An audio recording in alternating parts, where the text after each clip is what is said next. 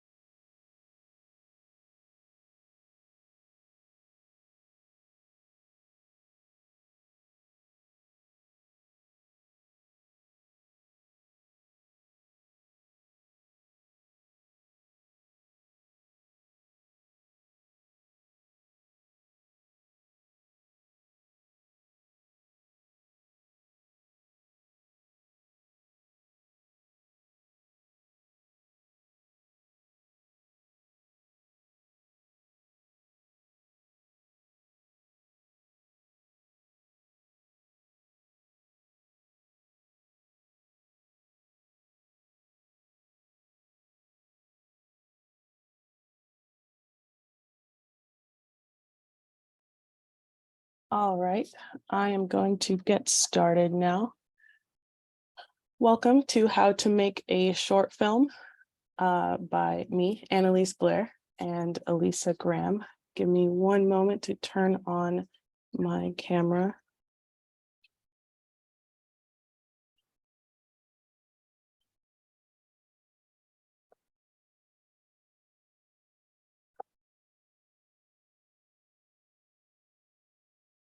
There we go. Hi, everyone.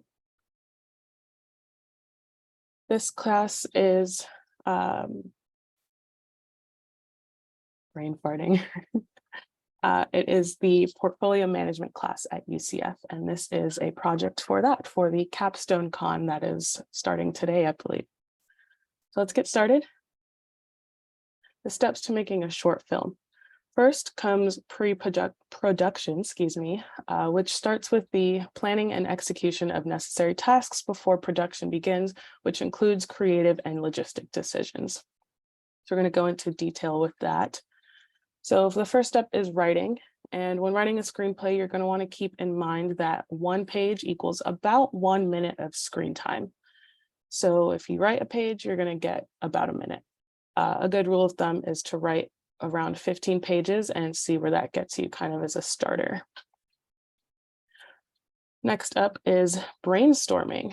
So you're going to want to bounce ideas off of your fellow writers, people who are involved in your filmmaking, and it will help to have an existing concept for the film and start by throwing ideas out there to see what sticks.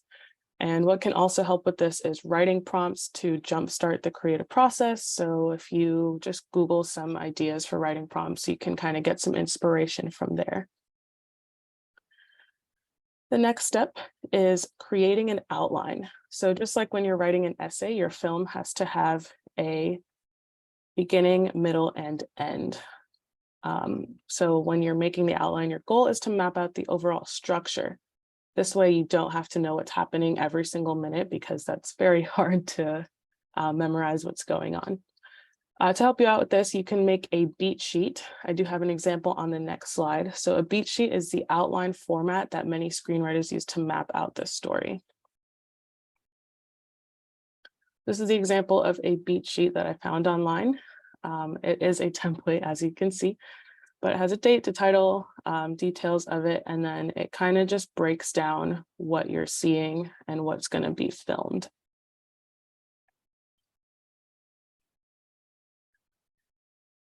Now, you're going to want to write a first draft. And when you're doing this, you want to make sure that you don't waste time on moments, exchanges, or backstories that aren't absolutely necessary, because a short film is supposed to be short. And while little things like that can only last a few seconds to a few minutes, it does add up, and that will unfortunately add a lot of time to your short film, The second step to writing is to write the script. Obviously, the script is one of the most important things in a film, unless it's a silent film. And a common phrase for filmmakers is writing is rewrite. So once you have your first draft, you're going to send it out to your peers and those around you for notes and feedback and stuff like that. Once your story is solid, you might only rewrite the script to finesse a scene or refine dialogue. So just to kind of clean it up, things like that. The next step are actually some tips for writing a good short film. You're going to want to focus on the simple premise. So the best short films have a clear and concise premise, which is necessary if you only have a few minutes to tell the story. You don't have an hour and a half to 2 hours like movies these days, because it's a short film.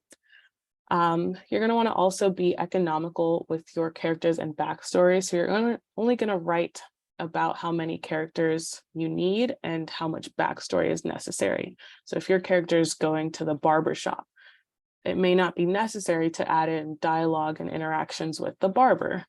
It just is going to add extra time for you. And you're also going to want to keep locations at a minimum. So some of the best short films take place in one room or one location.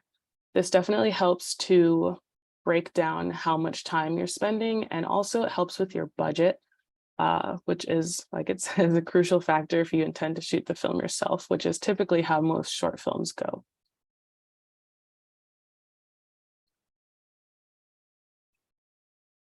1 second, sorry. So I'm in the waiting room. I'm actually going to turn off the waiting room now. That way I can just keep going. More waiting room. Okay.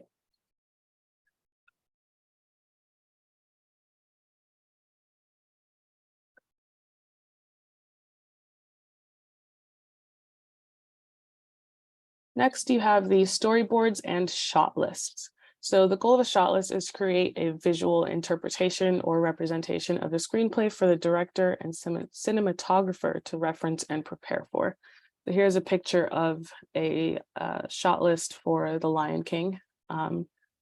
It's Simba and Scar, famous scene where Scar is telling him, "You're risky and you're a danger to others and nobody wants you around."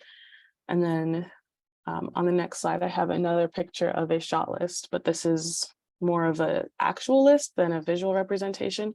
So this has all the details for the shot. So the number, what part of the script it's at, and what the actual shot is, where the camera angle is, if the camera is going to be moving or not, how the audio is going to be, which I don't think the audio typically changes very much, especially in a short film. Who the subject of this shot is. So that's important to know exactly who you're filming and when, and also what takes place during the shot. Next up is your budget. So whether you have a low budget or a high budget, now is the time to determine how you can achieve the vision of the film with the resources that you have. So obviously a lot of money goes into making films. Short films are, of course, cheaper than regular films. However, you still may have to pay to use a location and to get proper permitting and different things, transportation. If you decide to pay your crew, you have to figure all of that out. So researching the cost of everything you need is going to help you figure out where you're going to put your funds. And once you have that budget, you're going to want to stick to it, because if you go over budget, then that's a problem. Now you're going to want to figure out your schedule. So your production schedule is how you're going to figure out which scenes you shoot where, when, and how many per day. So if you are filming one scene at a park and another one in a house, you're going to want to shoot all the park scenes on that day if you can, and all the house scenes on another day if you can, because time is a valuable resource, especially if you have to deal with elements like daylight or weather. So if it's bright and sunny, we're all in Florida. Well, most of us are in Florida, I think. It's bright and sunny one day and then storming the next. So you're going to want to make sure that you can have consistent weather so that your shots are consistent as well.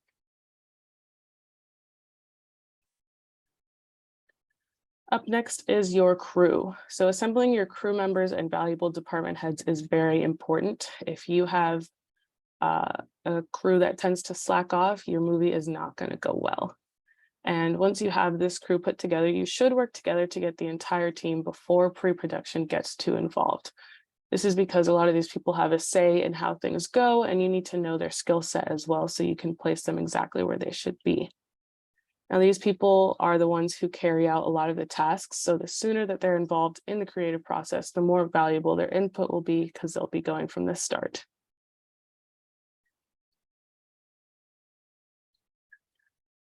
These are some of the people that you're going to need.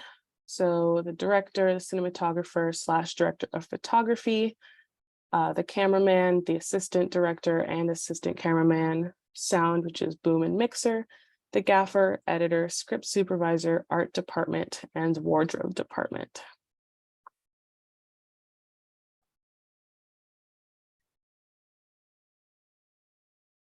Then you're going to want to find your locations. So you'll need to find your locations for all of your scenes before you start shooting. And it may even be a good idea to have some backups in case one of them doesn't end up working out.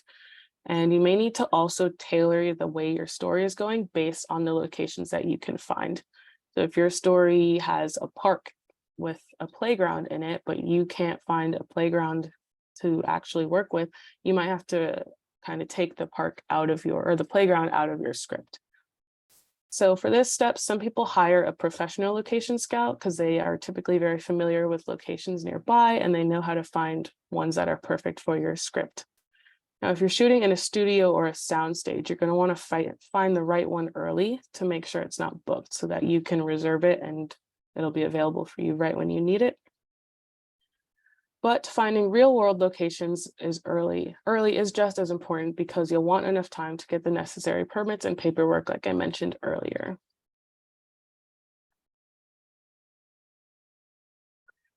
So now that you've done that, you need to work on casting. This is where the casting director comes into play, and they're going to audition different people for all the roles that you need according to your script breakdown and the director's notes.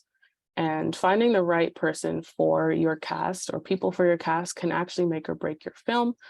So it's good to audition early and often, and even possibly get a casting agent because they have a larger list of connections. Now, casting sites can include Actors Access, Backstage, and casting networks, and you can also use Facebook pages to find local talent, which I have done myself.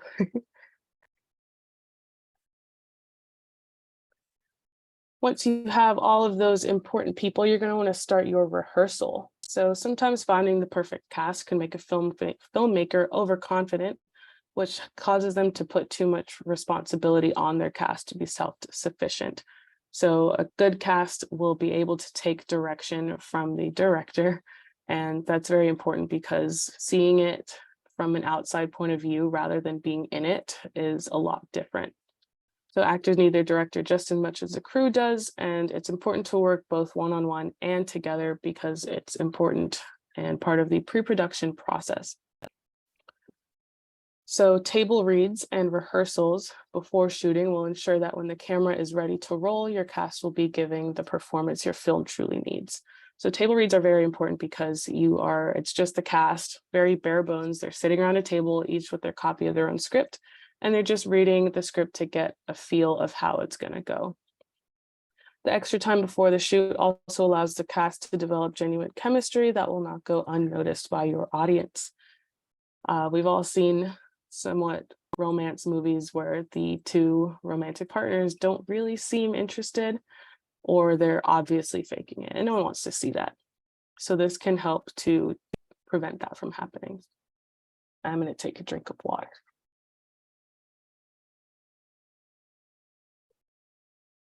So next up is your production. This is about capturing the raw video and all the shots and sounds that the script needs. So when you're shooting, you're going to want to assume that all the other elements are in place, and they should be, and your main concern now is going to be equipment. So this comes camera, sound, lighting, all of that stuff that you need that's very important to making your film. So you may decide to capture alternative camera angles with different lighting or even adjusted dialogue.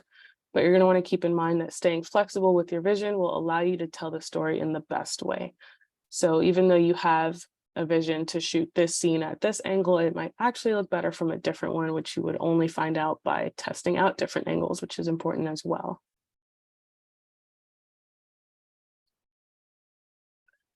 Now, some tips for a successful shoot. You're going to want to nail your shots. So framing your shots to match your storyboard and shot list are very important because you didn't make that storyboard or shot list for no reason. It is kind of your outline, so you're going to want to make sure you stick to that because it's going to help you stay organized and not waste too much of your time. You're going to want to also pay attention to lighting. Using enough lighting for adequate exposure and setting the mood is important. If you're filming a romantic scene and it's bright as day outside, but in a bedroom, that's not really matching up, and that's going to throw a lot of watchers and the audience off. It's also good to get lots of options, as I mentioned before. So using multiple cameras, if you have that type of resource, and shooting multiple takes can definitely help that out, especially with the editing team towards the end of production. You're also going to want to make sure you get a great sound. So you can't rely on the built-in camera mic to capture audio. That's typically not very functional. You won't be getting the best sound that you could be, like if you were to use a sound boom, but you may not always have the resources to use a sound boom, so you can just use the camera if you need to. Now, post-production is all the work performed on the film after the shooting. So there's no more rehearsals, there's no more shot lists, editing, anything like that. All the shots are filmed and you're going to send that off to the separate editing teams. So first, you're going to want to organize the footage that you have. And one of the most important things is to organize this, because if you don't, it can waste a lot of time and money. Many editors do have their own storage methods that work best for them, and you're going to want to kind of just stick with what they know. So next is the rough cut. This involves cutting scenes and editing them together in order to create the first draft of the film. Once you have this first draft, it's sent to the director, director of photography, and the producers. These are all the people that have the most important say in your film. Once they do that, they're going to send it back with director's notes. The editing team will receive the notes and make edits and adjustments based on what they say. And there's often several rounds of this to achieve the desired look, which is typically referred to, as a picture-locked cut. And once you have a picture-locked cut, there will be no more visual edits. Then it's sent off to the visual effects team. The next step is for the footage to be sent off to the visual effects team. They will add anything to it that gives it the wow factor, including birds, explosions, etc. So there's a lot of things that are not actually there, but if the visual effects team is good enough, they can add it in and also take it out. So if there's people in the background that you don't want to be there, they can typically get those worked out of the frame. They also do color corrections and gradings. If you want it to look like golden hour outside, even though you filmed at 11 o'clock in the morning, they might be able to get that done for you. Next up is sound effects. So the sound effects team will make sure that all the sounds are balanced, including sound effects, dialogue, music, different things like that. They'll also try to take out any unnecessary sounds. So if you're filming in a park and there's very loud birds, there may not be much they can do, but they can try their best. Then this step also has the composer, which creates a musical score for the entire production, as well as other sound effects like wind, footsteps, train horns, etc. And a good musical score for a show or a movie or anything is honestly very important, because if the music is off or you feel like there should be music and there's not, it's going to give your audience the wrong vibe. And pictured here is actually someone making sound effects for a film using bubble wrap. I don't know exactly what sound they're trying to make, but I do know that a lot of things that you hear in films are not what they actually are.